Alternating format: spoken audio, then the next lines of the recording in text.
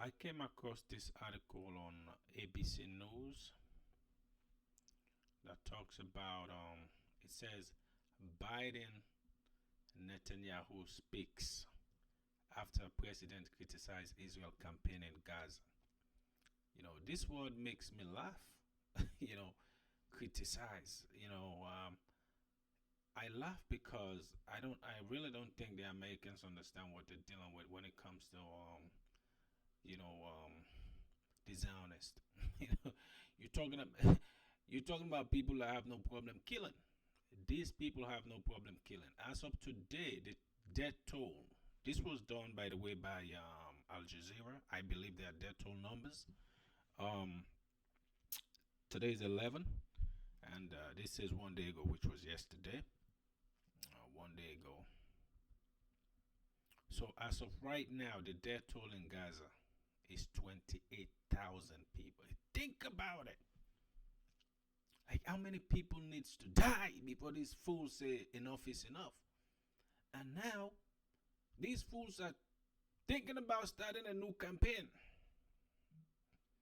These fools are talking about, oh God, I don't want to go there. These fools are talking about starting a new campaign. You know? So, President Joe Biden and Israel Prime Minister Benjamin Netanyahu on Sunday had a pretty detailed back and forth discussion about looming military operation in Gaza city of Rafah as another potential hostage deal with Hamas makes significant progress. First of all, there's a discussion going on with the aim of releasing hostages. Potential hostage release. Hostage deal. But they don't give a damn about any hostages anyway. A senior Biden administration official told reporters. So you can tell that the U.S. is really not looking forward to another military campaign in Gaza. The Biden administration, I don't think they know what they're dealing with. And I don't think American politicians have any clue anyway dealing with these people. You're talking about people that have no problem killing more people. The official added that the U.S. has heard from Israeli leaders that they have a clear precondition for any military operation in the southern Gaza city, that the population will have to move. You're talking about here, it says here, Rafah is estimated to now be sheltering 1.4 million. 1.4.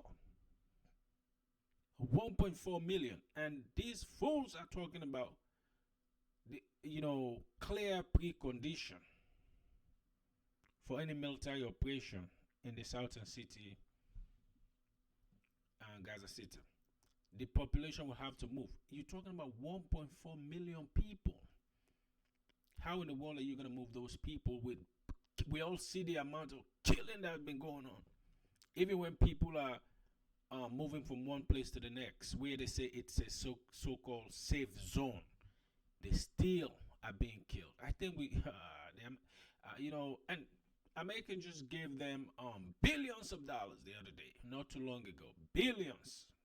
God knows how many billions they receive to continue this war. And the Biden administration is now acting like, oh, you have to be careful, blah, blah, blah. They don't care. Nobody cares about these people. They are expendable. It's really sad. Prime Minister separately insisted on Sunday on ABC this week that while the forces fight with Hamas and civilians will be able to.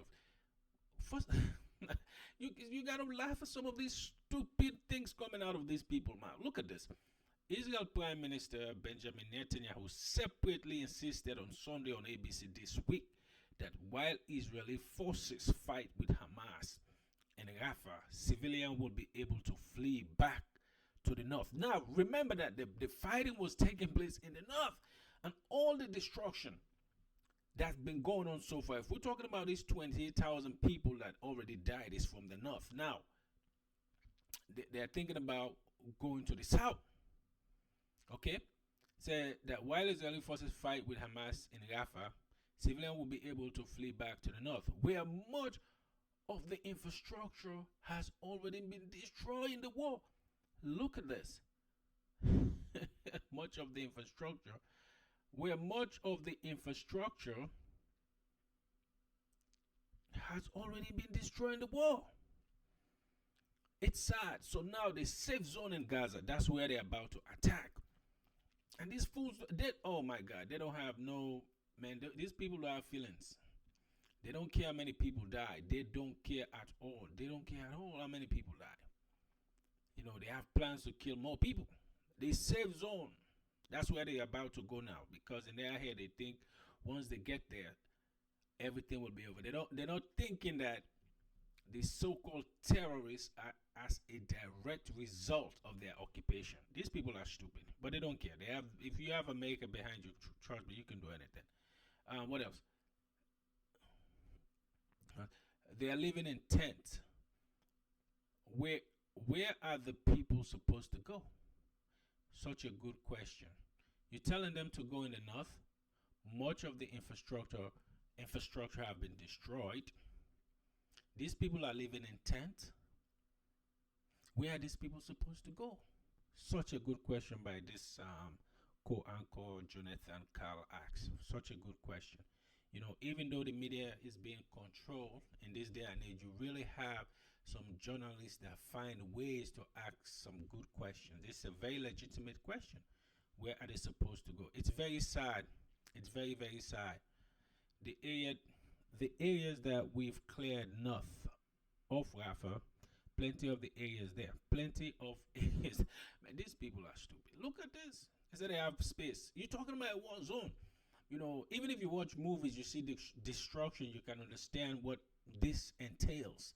Telling people to go where, you know, they have been fighting destruction and you're telling them to go there. You know, it's sad, but we are working out a detailed plan to do. And this is funny when I say all this detailed plan. and what and that's what we've done up to now. We are not we are not cavalier about this. And this is the Prime Minister saying, oh God. It's sad. It's really sad. This is part of our war effort to get civilians out of harm's way. Out of harm's way? You're not seeing the videos? You're not seeing the videos coming from, thanks to social media.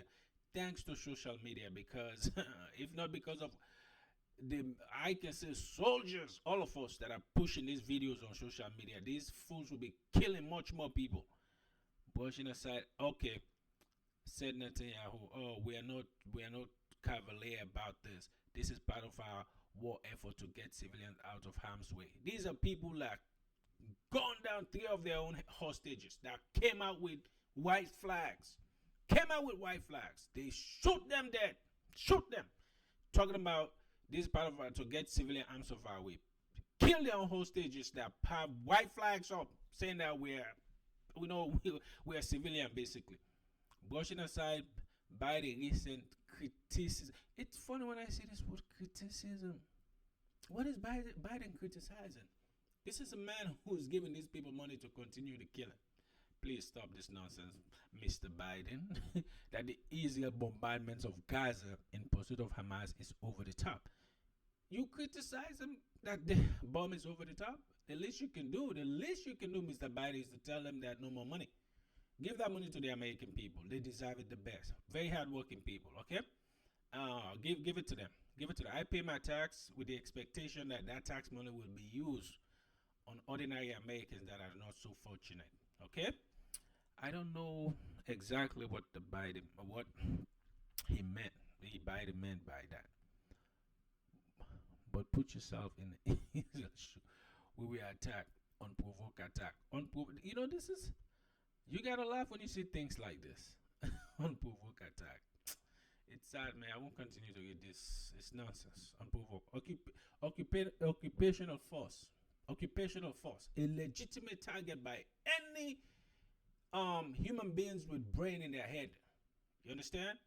I do believe that any country in the world, including America, if they're invaded today, that invader must be ready for all of us. They must be ready for all of us because we we will fight them, and that's a fact, you know. And that goes to every country. These people have every right to defend themselves, man. I mean the Palestinian, by every means possible. I support them. 100%, 110%. In fact, I would like to see more October 7th. It should happen every year. Man, I can't. Phew, every year it should happen. You know? The kind of things that these people are facing right now. Only God, like, I don't even know what to say. But this is an embarrassment. I was reading this article. Let me just, as usual, let me go over this article. But the fact is, these guys will push into the Rafah. That's their plan. They plan to go there, and I believe they'll do it. You know, Netanyahu can do whatever he wants. Biden can't stop him. If anything, Biden give him money. Election is coming. You don't want to piss these people off. You will lose election in America. It's sad. It's very sad, you know, the way the world is today. That we can see countries go around and do such, and the world support them. It's very sad. Very, very sad. 28,000 dead. This number is small for them. I think they want to raise it up to maybe 50,000. And finally, somebody gonna say, "I think that's a lot of people, don't you think?" But it's sad. It's really sad that we're living in a world like this. It's sad, and above all, the fact that America is really not paying attention to what's going on right now to say, you know, this is not right. This is not right, and we are definitely putting ourselves on the wrong side of history. I think for me, that's the mistake that this country is making right now because it's wrong what's going on. It's very wrong. It's very, very wrong. America is on the wrong side of history. Very, very, very wrong. Very wrong. And I hope these politicians use their head. I hope so. Okay?